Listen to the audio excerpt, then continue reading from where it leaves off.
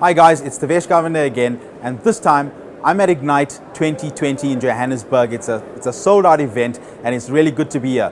Now we're going to be talking blockchain, your favorite topic, and of course, once again, I'm with Fabian from the Merwe here. Fabian, welcome. Thank you for having me again. Are you enjoying the event? That's awesome. Energy is off the charts. There's a really good vibe here. Absolutely. Now the last time we touched on why Microsoft Azure Blockchain, but this time I want to go deeper into the CCF.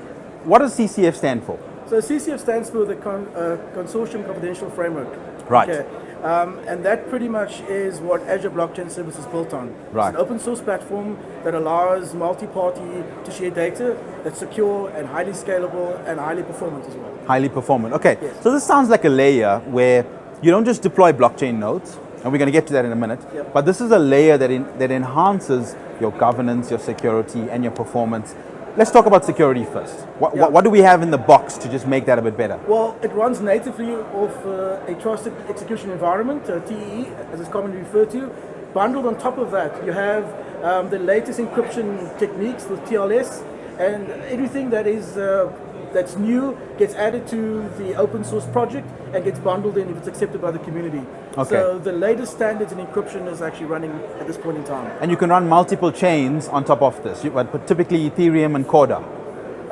Well, Quorum. Quorum. You can run any kind of blockchain, like, be it like a private blockchain, Corda, Quorum, Hyperledger as well. It all runs inside of the framework, which ensures the security and scalability as well. So let's talk performance.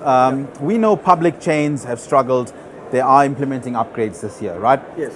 Something like the public Ethereum can get to maybe 2,000 transactions per second with 2.0.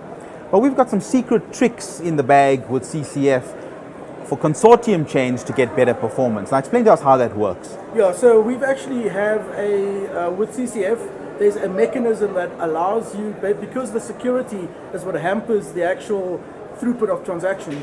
With the added security like TEE and all the encryption mechanisms, we're able to actually scale the transactions based on the security posture that the chain wants. So you could push up to about 2,000 odd transactions. We've seen 5,500 at a push on a Quorum, permission blockchain. So that's quite possible with CCF. Right. You can actually scale on a sliding scale actually. Right. So the consensus mechanism changes for the number of transactions you want to put through the system. Okay. Now let's just walk viewers through how this works. Some people are enterprise software developers. They've worked on .NET projects, database projects. Some people are coming in at it from the other side. They've developed smart contracts in Solidity, deploying on public Ethereum. How do I set up a project? Let's say we have a consortium of 5 members. Yeah. How many nodes do we deploy? Well, you could deploy 5 nodes, and usually I'd like to go with another one, which acts as an observer node. Okay. Which basically observes all the other transactions, because in most cases there's a regulation that needs to be met. Okay. So each member has 1 or 2 nodes. Yeah, sitting. one at least. But it's running in Azure, for example, so it's managed, it's secure, performance guarantees are there, but in different accounts, perhaps. Correct. So you have multiple third parties that might interact with the customer. They would have their own node. Right. But it's all part of the larger consortium network that's comprised for this specific use case. Okay. Yeah. Now, how do the developers get started? What tools do you need? Well, they need to, on the Ethereum blockchain, they need to know Solidity, which is a tool used to write smart contracts, very much like JavaScript. The other tool that you could use for smart contracts on the Ethereum blockchain is Viper, which is a lot easier to use. Right. So for developers that aren't developing for 5 years, Viper will be an easier lead into writing smart contracts. And you write this in Visual Studio, for example? You could use Visual Studio. Visual Studio, in fact, has been endorsed by Vitalik Buterin at the last Build conference. They gave him a challenge. If you can deploy a smart contract using Visual Studio, he said he'll wear the Build sweater.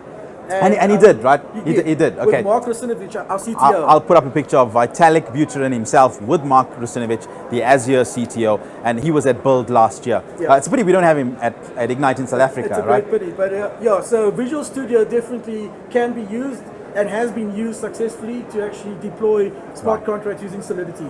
Okay. So yeah. So we get that up and running. How does code check-in work and versioning and things like that? Yeah, I mean, you could use your own versioning tool. but a lot of developers are migrating to Azure DevOps, which Right. ensures a holistic view of your agile methodology that you're using to actually develop in. It enforces it, in fact. So Right. you can have multiple pipelines and streams, and you can check in as often as a few hours each time. Right. And then merge that into one branch later on within Azure DevOps. Okay. So I mean, I've written a hello world smart contract, which is obviously very easy. Yeah. But the real smart contracts are going to get very, complex. Yes. Now, coming from an enterprise software development background, what do I need to be aware of that's different when it comes to smart contracts? Parallelism, contingency of resources. Are these things that are slightly different to writing a .NET application?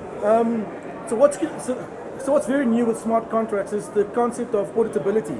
Auditability. Auditability. So a possible new job that could be created in future is a smart contracts auditor, which will probably only be able to be done by a developer. Right. So because smart contracts enable things to happen, assets to be transferred automatically without much interference, you need to be able to ensure that the code that's written there does what it's supposed to do. And that can only be done by someone that has understanding of coding, a developer, to check whether that code actually does execute as it should. Okay. So Okay. if I need to move an asset from myself to Tavesh, a smart contract needs to be able to track that in real time, accurately, to say it has been moved from myself to Tavesh. But does the compiler handle this? As I just write the code based on the logic, I don't have to worry. This happens in the background.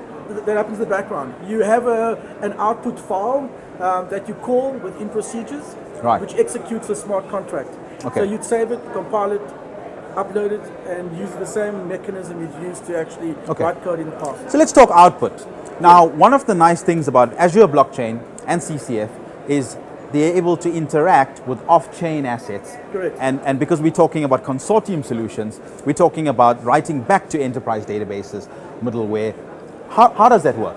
So Microsoft's all about inclusion, and Azure is just that. It includes a lot of various things in collaborative means.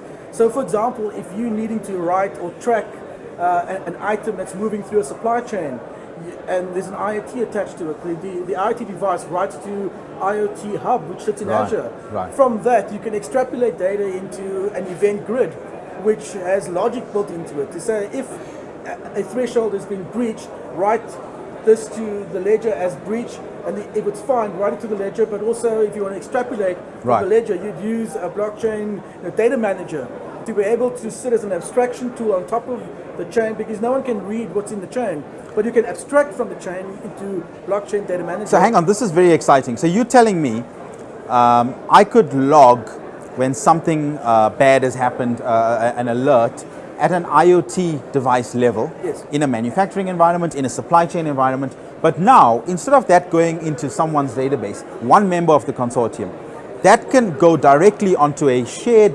consortium blockchain where all members of the consortium can see we had this reading on an IoT device, so there's transparency. And we're using proven assets in Azure like Event Hub, which scale, which have security, which are as a service. I mean, that's a big advancement, or a big step forward. That's correct. I mean, so a lot of companies are using this mechanism as part of their planned obsolescence Right. kind of strategy. So a device that's created on a certain date gets logged in the blockchain. It can't be changed. It's immutable. It's immutable. So at certain point, this device will fail. This item will fail. There can be remedial action taken, but more preventative in a sense.